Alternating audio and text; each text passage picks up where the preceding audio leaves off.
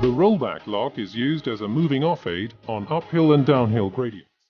The brake pressure is maintained for 1 second after the brake pedal is released, so that the driver can move his foot to the accelerator. The vehicle drives off smoothly without rolling.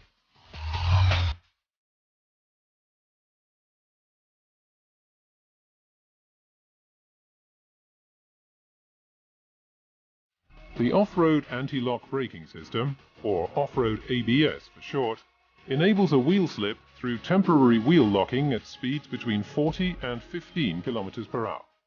At speeds below 15 km per hour, the wheels are permanently locked.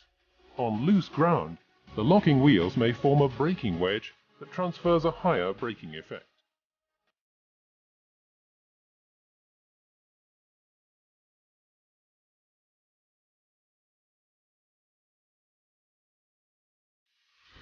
If only one wheel of the drive axle spins, the spinning wheel is braked to reduce the slip, and the differential transmits the remaining drive torque to the wheel with more grip, thus preventing spinning.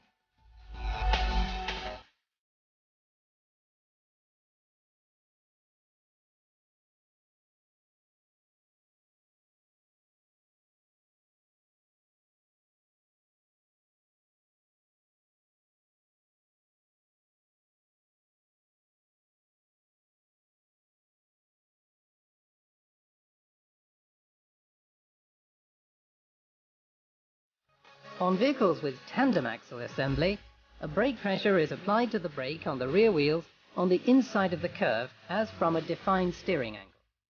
This pressure is dependent on the steering angle and speed. This significantly reduces the curve radius on loose ground. The turning brake must be activated by the driver manually at the push of a button.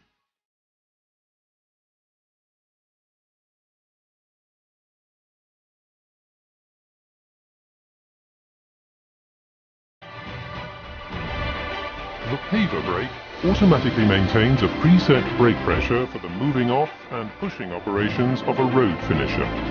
This prevents rolling away freely on downhill gradients. The pressure of the paver brake can be increased by the driver via the brake pedal.